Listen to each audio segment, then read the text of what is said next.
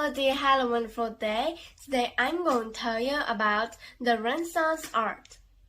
Around the 1400s, the Middle Ages came to an end. In Italy, there was a new movement called the Renaissance. During this period, interest in the classical world was reborn and advances were made in science, philosophy, literature, music, art, and architecture. Indeed, much of this knowledge came from ancient Greece and Rome, the classical world. That is why we call this age the Renaissance, which means rebirth. 1400년의 중세시대가 막을 내리며 클래시컬 세계의 흥미는 다시 태어났어요. 그러면서 우리는 이 시대를 재탄생이라는 뜻으로 르네상스라고 부르게 되었어요. During the Middle Ages, much art looked unrealistic. In addition, most of the themes were religious, but this changed during the Renaissance. Renaissance artists studied the works of ancient Greek and Roman masters. They learned to use light, color, and spacing. They learned about perspective. This enabled them to draw people and other objects in different sizes depending upon their location in the painting. Renaissance artists focused on the human body and made people look more realistic, and while they still painted pictures with religious imagery, they also made other types of paintings such as portraits, still lifes, and landscapes. 르네상스 화가들은 빛, 색깔, 공간과 원근법을 배웠어요. 또 그들은 인체에 관심을 가졌고 사람들을 더 실질적으로 그렸어요. 그들은 초상화, 정물화와 풍경화 등을 그렸어요. During the Renaissance, some men excelled in several different fields. A person like that was called a Renaissance man.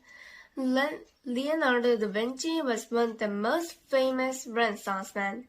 Not only was he an artist, but he also a designer, inventor, engineer, and military authority, and he was an expert in many branches of science as well. He painted the Mona Lisa, one of the world's most famous paintings. He studied human anatomy, and he even sketched designs for bicycles, helicopters, and parachutes. 리오나르도 다빈치는 화가뿐만 아니라 디자이너, 발명가, 기사와 군사 전문가였어요.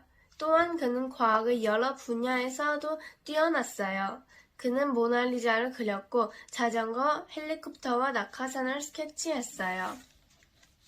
Michelangelo was another Renaissance man. His sculptures, David and Pieta, were works of beauty inspired by classical models. He also painted the fresco called The Last Judgment in the Sistine Chapel in the Vatican. Michelangelo's The Creation of Adam is one of the most famous works of art in the Renaissance. 미켈란젤로의 데이빗과 피에라 조각상은 클래시컬 모델에 의해 영감을 받았어요. 또 아담의 창조는 르네상스 때 가장 유명한 작품이에요.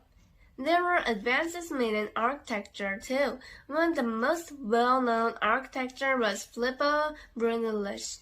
He used a technique called linear perspective. This let him create the illusion of both space and distance in his buildings. 건축가 필리포 브루넬레시는 직선 원근법을 사용해 그의 건축물에서 공간감과 거리감에 대해 환각을 만들어냈어요. Do you understand about Renaissance art? Was it impressive? I hope to see you next Sunday. Bye bye!